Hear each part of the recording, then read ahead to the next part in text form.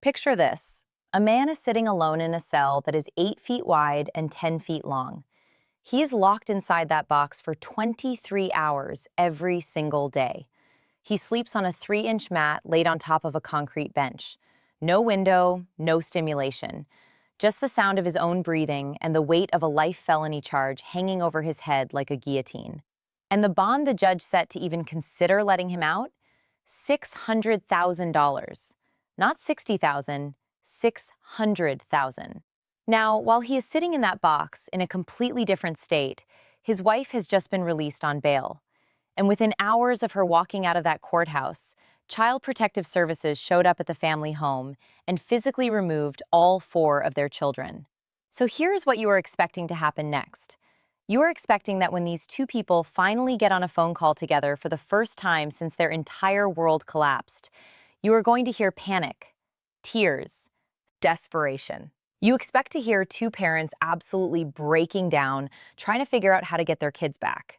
Instead, they spent 42 minutes talking about protein intake, avoiding breaded foods to reduce bloating, and debating which translation of the Bible has the best devotional footnotes. If you are not already asking yourself what on earth is going on here, you should be. Because what is actually happening beneath the surface of this story is one of the most revealing case studies in criminal justice, child welfare law, celebrity media manipulation, and human psychology you will ever encounter. And by the end of this video, you are going to see every single layer of it, peeled all the way back. If this is your first time here, welcome to Jenny Exposes. I go where the mainstream media will not.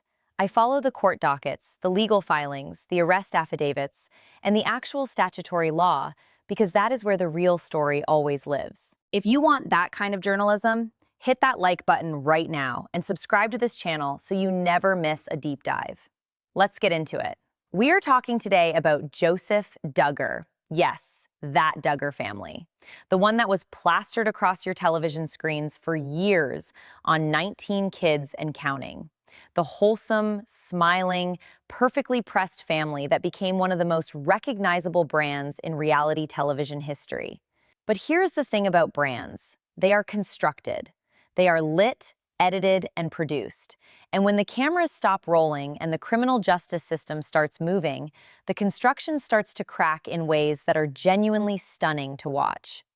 Let's start with the cold, hard legal reality, because that is the foundation everything else is built on. If you strip away the reality TV history, if you strip away the religious imagery and the family statements to People magazine, and you just look at the court dockets, what you are left with is staggering. Joseph is facing a life felony charge in the state of Florida.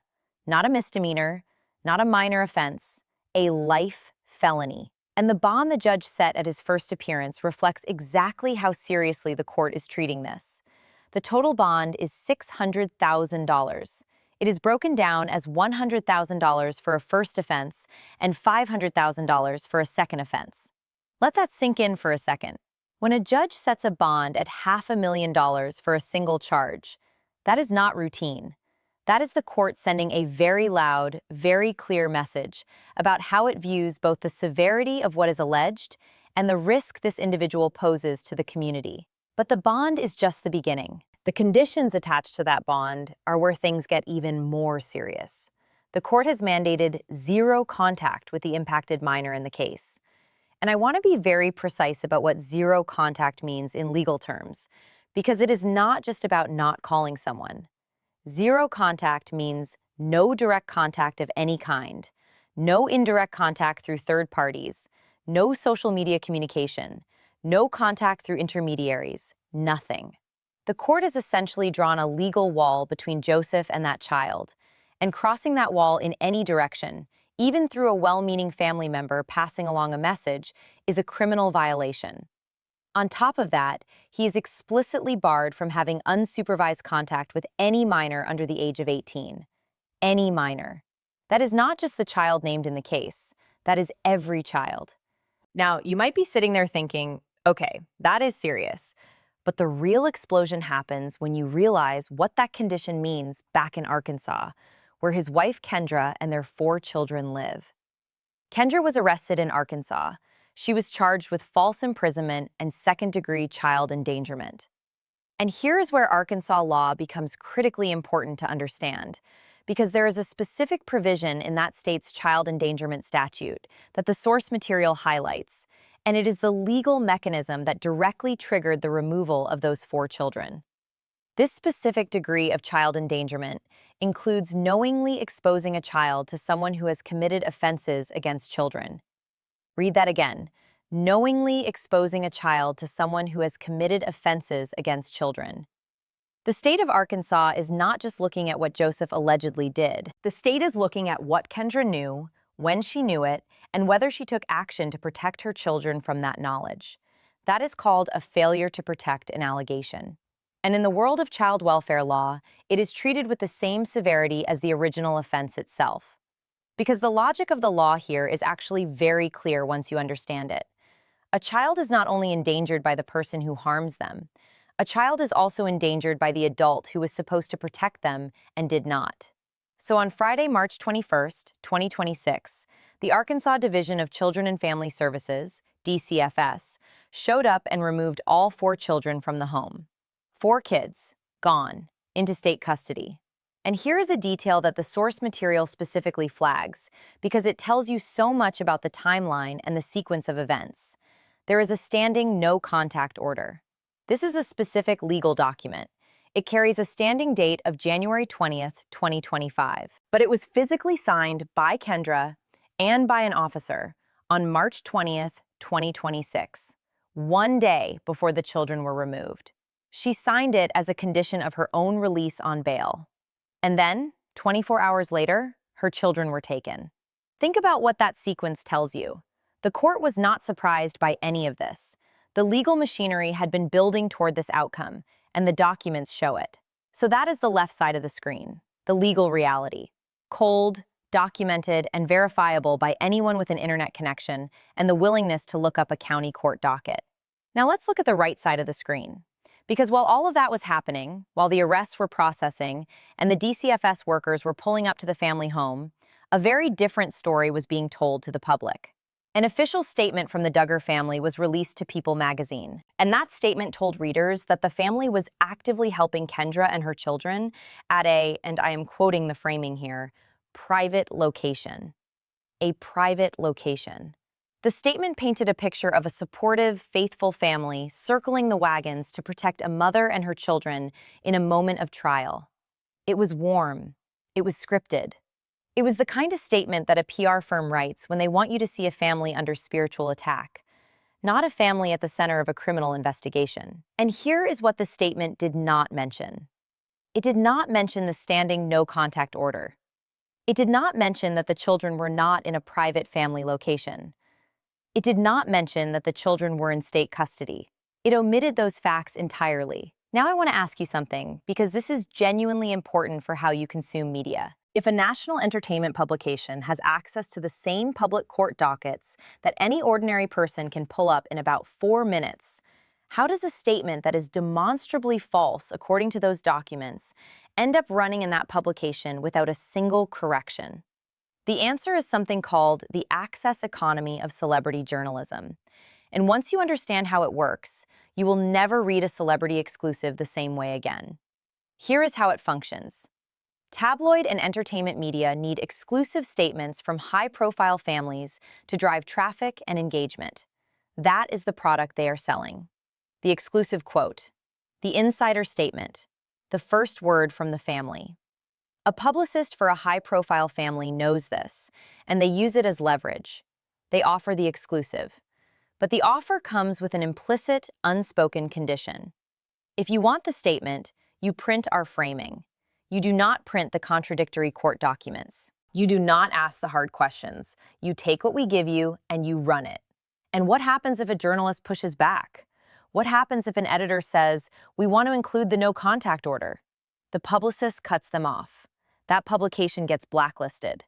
They lose access not just to this family, but potentially to the entire network of celebrity clients that the PR firm represents. Future exclusives go elsewhere. Future stories go to a competitor. The publication has essentially traded journalistic scrutiny for the privilege of being in the room. So the narrative is controlled not by the truth, but by whoever controls the access. It is, and I mean this quite literally, a hostage negotiation for page views. Now, as revealing as that media machinery is, I want to go back to that phone call. Because of everything in this entire story, that 42-minute conversation is the thing that I genuinely cannot stop thinking about. Here is the context. Joseph is in solitary confinement. He has been in that 8 by 10 cell for 23 hours a day. He is staring down a life felony charge. His bond is $600,000. His children have just been taken by the state. This is the first phone call he has had with his wife since the world fell apart. And from a purely physiological and psychological standpoint, the environment he is sitting in is one of the most documented settings for inducing profound psychological distress that exists in the modern prison system.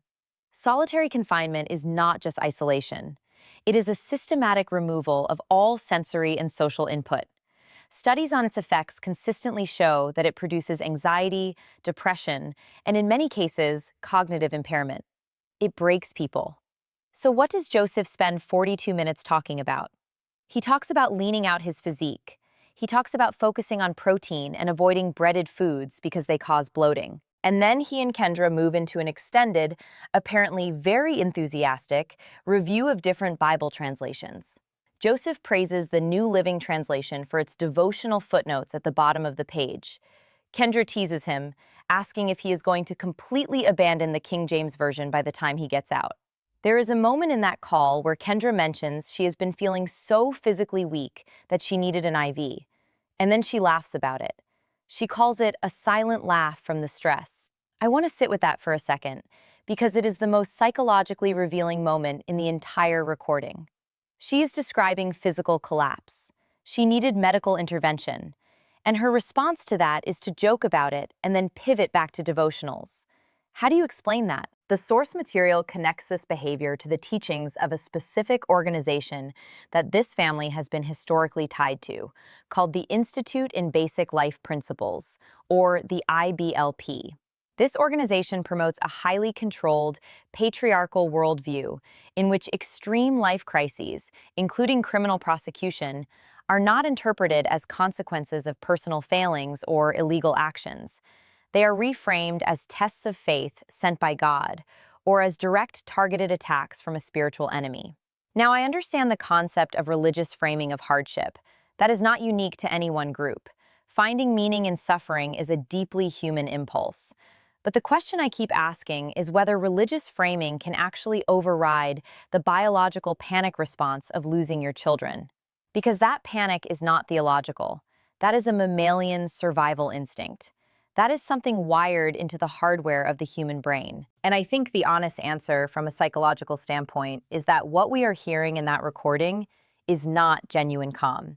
It is an involuntary avoidance mechanism so deeply programmed that it functions like an immune response. When the reality of a life felony and the removal of 4 children is too catastrophically terrifying to consciously process, the brain does not crash.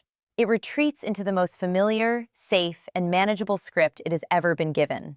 And for this family, that script is diet, devotionals, and spiritual endurance. Because here is what the avoidance mechanism is actually doing. As long as they are analyzing Bible translations, they never have to engage with the charges. As long as they are talking about protein and bloating, they never have to say out loud that their children are in state custody. The shared language of their faith creates what I can only describe as a protective psychological bubble around the reality of their situation. And the terrifying logic inside that bubble is this. If they admit, even to each other, even in private, that the legal system is reacting to a real, tangible crime, the bubble bursts. So the only way to survive psychologically, given the programming they have operated under their entire lives, is to frame the legal system itself as the aggressor, to frame prosecution as spiritual warfare, to frame the judge, the DCFS workers, and the arrest affidavit as agents of an enemy attacking a faithful family. But here's what that bubble cannot change. The court does not care about your worldview. The judge in Florida is not consulting People magazine when he reviews the charges. The DCFS caseworkers in Arkansas are not reading a family's faith statement when they conduct their parallel investigation. The legal system operates on procedure, on statute, on documented evidence, and it moves forward regardless of how the story is being told on YouTube, in tabloids, or on a jailhouse phone call. So let's talk about that parallel investigation, because this is the part of the legal machinery that most people watching this story online have no idea exists. And it is crucial. When a severe crime against a minor is alleged in Arkansas, state law does not give a local social worker the option to look into it if they feel like it. It mandates a parallel investigation, automatically. It is a statutory requirement. The Division of Children and Family Services is legally required to launch a joint investigation with the State Patrol Task Force and local police departments simultaneously with the criminal case in Florida. And that investigation is not just about Joseph. It is forensically examining the entire environment those children were living in. It is looking at Kendra specifically to answer a very precise set of questions. Did she have knowledge of the offenses? Did she fail to take supervisory action to protect the children? Were there other potential victims in the immediate household? Because child welfare law operates on a foundational principle that most people do not fully appreciate until they encounter it. Failing to protect a child from a known danger is itself a legally recognized form of endangerment. So until the state can definitively answer those questions and certify that the environment is safe, the children stay out of the home. Full stop. And the timeline for those answers is brutal. DCFS generally will not make any permanent decisions about custody or reunification while a major criminal case is still pending. The criminal trial has to fully resolve first, and according to the source material, that process typically takes somewhere between 8 and 12 months. The children have been removed, the clock is running, and it will keep running for nearly a year before the state even begins to evaluate what permanent placement looks like. But here is where it gets even more consequential, because even after the criminal case resolves, reunification with Kendra is not automatic. The requirements she would need to meet are extraordinarily rigorous. She cannot simply rely on her in-laws' financial resources. She must demonstrate independent, safe housing secured entirely on her own. She must show a reliable, full-time, independent income. She must go through psychiatric evaluations. And she must legally and functionally prove to a family court that she has separated herself from the accused and that her children's safety is her singular priority. And how does a family court actually measure psychological separation? This is not a checkbox on a form. The court looks at behavioral evidence. Are you still in contact with the accused? Are you sharing legal representation with him? Are you making excuses for his behavior in your psychological evaluations? Which brings me to something I heard in that jailhouse recording that stopped me cold. In the conversation, Kendra and Joseph discuss their legal representation, and they mention that they are both using the same attorney. The same attorney. A lawyer named Travis Story, who the source material also notes worked on the defense of Josh Duggar's prior case. I want you to think about what it means to share a defense attorney with your spouse, when the charges against that spouse are the direct cause of your children being removed from your home. Because a family court judge looking at a reunification petition is going to look at that and see exactly one thing. This parent has not separated herself from the accused. She is still moving as a unit with him. She is sharing legal strategy, sharing resources, and signaling through her actions that her loyalty is to the marriage rather than to the safety of her children. It creates what legal professionals call a conflict of interest. But in the context of child welfare law, it is not just a legal technicality. It is a behavioral signal. And that signal directly contradicts the single most fundamental requirement of the reunification process. This is the part of the story where the gap between the public narrative and the legal reality becomes almost impossible to reconcile. Because from a purely strategic standpoint, sharing a defense attorney with the person whose charges triggered a DCFS removal is one of the worst possible moves anyone in this situation could make. Unless, of course, the goal is not reunification. Unless the goal is something else entirely. And that takes us into the final piece of this story. And I'm going to save the full breakdown for part 2, because what I want to walk you through next is the deliberate, documented PR strategy being deployed around this case. The tactic is called flooding the zone. And once I explain to you how it works and why it is being used here, and why it ultimately cannot work against a court of law, no matter how well it works on an audience, you are going to understand this entire situation on a completely different level. There was a period where the dominant rumor circulating online was that Joseph had gone missing. After making bail, he had somehow vanished. And I want to show you exactly where that rumor came from, why it spread, and why it is a perfect example of how manufactured confusion is used to protect a brand while a legal case grinds quietly forward. There was a moment in the middle of this story where a significant portion of the internet became convinced that Joseph Duggar had simply vanished, gone missing, disappeared after making bail, and just evaporated into thin air. The rumor spread fast, it spread wide, and for a period of time, it was genuinely the dominant conversation happening around this case online. And I want to use that rumor as our entry point into the final layer of this story, because that rumor did not come from nowhere. It came from a specific gap in public knowledge about how the prison transfer system actually works. And once you understand the mechanics, the rumor collapses immediately. But more importantly, once you understand how that kind of confusion gets amplified and sometimes deliberately cultivated, you start to see the entire media strategy surrounding this family in a completely different light. So let's start with a factual explanation. When people checked a database called VineLink and could not find Joseph listed at the county jail, the immediate assumption was that something suspicious had happened. VineLink is the National Victim Notification Network. It is a publicly accessible system that tracks the custody status of offenders. And when his name disappeared from the expected location in that database, people started asking questions very loudly. But here's what those people did not know. Interstate extradition is not a simple process. You do not just put an inmate on a commercial flight from one state to another and call it done. The penal system relies on private transportation companies that operate dedicated transport vans for moving inmates across state lines. These vans run established routes. They pick up and drop off multiple inmates across multiple jurisdictions on a single trip. Think of it less like a direct flight and more like a long-haul bus route that winds through several counties and states before it reaches its final destination. And because these vans are transporting high-risk individuals, the security protocols around them are extremely strict. The routes are not published. The locations of the vans at any given moment are not visible in public databases. The inmates inside have their phone privileges completely revoked for the duration of the transit. They are, for all practical purposes, off the grid.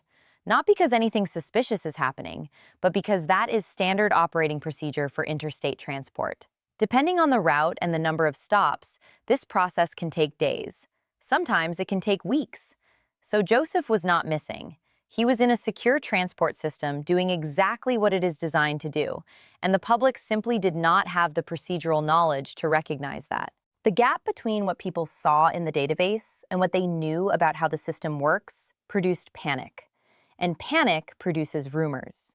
Now here is where this gets genuinely interesting, because that confusion, that information vacuum, is extremely useful to a crisis PR operation.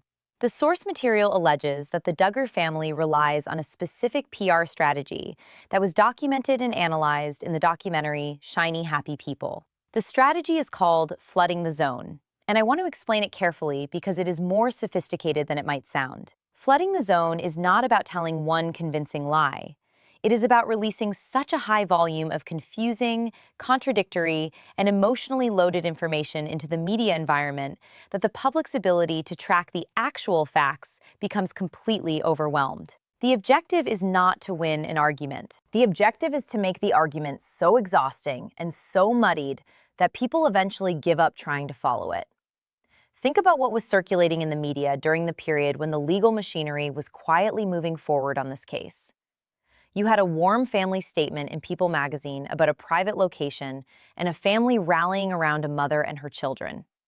You had rumors of a missing person circulating across social media. You had quotes about prayer and faith and spiritual strength. You had tabloid speculation about the marriage, the children, and the future of the family brand. You had competing narratives pulling in every direction simultaneously. And while all of that noise was filling every available column inch and social media post, the actual story, the court dockets, the standing no contact order, the DCFS removal documents, the specific statutory requirements of Arkansas child endangerment law, that story was sitting quietly in a public database where anyone could find it. But almost nobody was looking there, because the information environment had become so saturated with competing noise that most people's attention had been captured and exhausted long before they ever got to the primary sources. I have an analogy for this that I think captures it perfectly. When a fighter jet is being tracked by a heat-seeking missile, the pilot does not try to outrun it. Outrunning a missile is essentially impossible. Instead, the pilot deploys a cloud of radar chaff, thousands of tiny pieces of reflective metal that scatter across the sky. The missile's targeting system sees all of these new reflective objects simultaneously, gets completely confused about which one is the actual jet, loses its lock, and detonates harmlessly in the open air. That is exactly what flooding the zone does to public scrutiny. The targeting system of public attention gets overwhelmed by the chaff, the statements, the rumors, the magazine exclusives, the missing person speculation, the prayer requests, the faith declarations. Every single one of those pieces of content is a reflective fragment designed to scatter attention away from the actual target, which is the documented legal reality sitting in the court record. And it works. Not forever, and not on everyone, but it works on enough people for long enough to serve its purpose. By the time a casual observer has waded through the family statement, the tabloid rumors, the social media speculation, and the competing narratives, they are exhausted. They lose interest. They move on to the next story. And the family's brand survives the news cycle largely intact among the audience that matters most to them. But here is the critical thing I need you to understand about this strategy. And this is the part that I find both fascinating and ultimately deeply futile. Flooding the zone works on the public. It does not work on the court. The judge in Florida setting a $600,000 bond is not reading People magazine to evaluate the severity of the charges. The DCFS caseworkers conducting their parallel investigation in Arkansas are not consulting tabloid blogs to determine whether the children are safe. The family court evaluating a future reunification petition is not going to look at a warm statement about a private family location and treat it as evidence of psychological separation from the accused. The legal system operates on procedure, on statute, on documented, verifiable evidence presented in a courtroom. The chaff is completely invisible to it. So why spend the resources? Why deploy an expensive, sophisticated PR operation if it has zero effect on the outcome that actually matters, which is what happens in those courtrooms? And the answer to that question tells you almost everything you need to know about how this family has operated for decades. Their entire livelihood, their wealth, their cultural influence, their platform, all of it was built not in a courtroom, but in front of a camera. For years, this family's primary asset was not a business or a product in the traditional sense. It was an audience, a specific, deeply loyal, highly devout audience that bought into a particular vision of family life and faith and wholesomeness that the Duggars represented on screen. That audience bought books. They attended speaking engagements. They tuned in every week. They donated. They followed. And that audience is the customer base. So when a crisis hits, the legal outcome and the public relations outcome are actually two separate battles being fought on two completely different fronts. Losing in the court of law is devastating, yes. But losing the court of public opinion within that specific community is potentially an existential threat to the entire Duggar brand and everything financially attached to it. Flooding the zone does not change what a judge decides, but it does allow the family to control the historical narrative for the audience that sustains them. It lets them write their own version of events into the cultural memory of their community before the court writes its version into the legal record.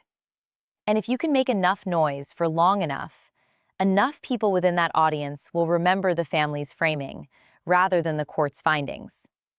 They are not trying to convince the judge. They are trying to preserve the brand. And I want you to hold that idea while I bring together every thread we have pulled on in this video. Because when you lay them all side by side, The picture they form is one of the starkest illustrations of the gap between public performance and private reality that I have ever examined. On one side, you have the legal reality. A life felony charge in Florida, a $600,000 bond reflecting the court's assessment of both severity and community risk. A standing no-contact order signed the day before 4 children were removed from their home by the state. An Arkansas arrest for false imprisonment and second-degree child endangerment. A mandated parallel investigation examining every corner of that family's home environment. A reunification process that could take over a year to even begin and requires demonstrable, legally verifiable psychological separation from the accused. On the other side, you have the performed reality, a warm magazine statement about a private family retreat. A jailhouse phone call where a man facing a life sentence discusses his protein intake and Bible translations. A wife who has just had her children taken by the state, cracking jokes about stress, and then teasing her husband about the King James Version. A shared defense attorney that signals to a family court the exact opposite of what that court needs to see to even consider reunification. And threading through all of it, a PR operation deploying chaff at volume to keep the public's targeting system confused and exhausted and pointed in every direction except at the actual documents.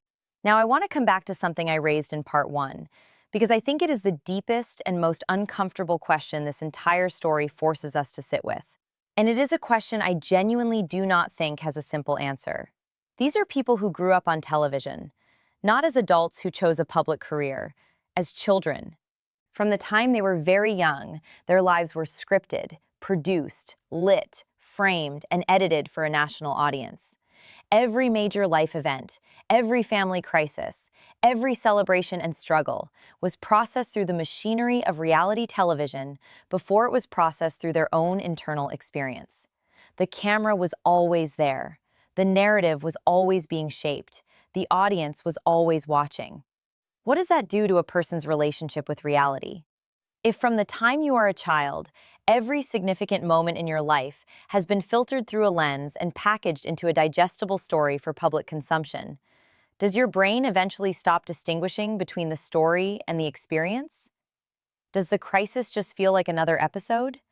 Does a criminal charge just feel like another plot arc that the production team will eventually smooth out with the right statement and the right framing? And if the answer to any of those questions is even partially yes, then what we are watching in that jailhouse phone call is not denial in the way most people think of it. It is something more profound and more troubling than that. It is a person whose entire psychological architecture was built inside a performance, now facing a reality that the performance cannot contain, and having no framework whatsoever to process it outside of the only tools they have ever been given. Diet, devotionals, spiritual endurance. Keep performing. Keep the audience with you. Wait for the production to fix it. Except this time, there is no production. There is no editing suite. There is no network executive deciding how the season ends. There is a judge. There are caseworkers. There are 4 children in state custody whose placement will be decided not by a script, but by statute. And that collision between a lifetime of performed reality and an unyielding legal reality that does not care about your audience is, I think, what makes this story genuinely unlike almost anything else I have covered on this channel. Because the lesson here is not just about the Duggar family. The lesson is about what happens when the tools we use to manage our public image become so deeply integrated into how we process our own experience that we lose the ability to respond to consequences without first asking how it will play to an audience. And that lesson is everywhere in the modern media landscape. It is not unique to reality television families. It is present in corporate crisis communications. It is present in political scandal management. It is present in influencer culture. Anywhere that the performance of a life has been optimized for public consumption, you create the conditions for exactly this kind of catastrophic disconnect when reality finally arrives in a form that cannot be spun. The magazine statement does not change the court docket. The jailhouse Bible discussion does not change the charge. The shared attorney does not help the reunification case. The zone flooding does not confuse the judge. Reality, in the end, is not a narrative. It is a document. It has a case number. It has a signature on a no-contact order dated March 20th, 2026. It has 4 children in state custody. It has a bond of $600,000 sitting in a Florida courthouse. And that document moves forward on its own timeline, at its own pace, completely indifferent to how the story is being told anywhere else. So the next time you see a polished family statement in a major entertainment publication, the next time you see a reassuring quote from a spokesperson, or a carefully worded social media post from someone at the center of a legal storm, I want you to remember one thing. Find the docket. Find the arrest affidavit. Find the statutory requirements of the relevant state law. Find the primary document, because that is where the actual story lives. Not in the exclusive, not in the statement, not in the chaff. The real story is always in what they chose not to say. The radar chaff scatters across the sky and catches the light beautifully. It is designed to. But if you keep your eyes on what is actually flying underneath it, you will never lose the target. That is what we do here on Jenny Exposes. We follow the documents, we track the dockets, we read the statutes, and we show you what is actually in the air, not just what is designed to catch your eye. If this video gave you something to think about, if it helped you see this story in a way that the tabloid coverage never could, then please take 5 seconds right now and hit that like button. It genuinely makes a massive difference in getting this kind of content to people who need to see it. Subscribe to this channel if you are not already here, because we do this kind of deep, document-first analysis on stories that the mainstream media consistently gets wrong or deliberately simplifies. Turn on the notification bell so you do not miss the next one. And if you want to go deeper on any of the legal mechanics we discussed today, the child welfare statutes, the bond structure, the reunification requirements, drop your questions in the comments below. I read everything. This community is full of genuinely sharp, curious people, and the conversations in the comments on videos like this one are always worth your time. Thank you for watching.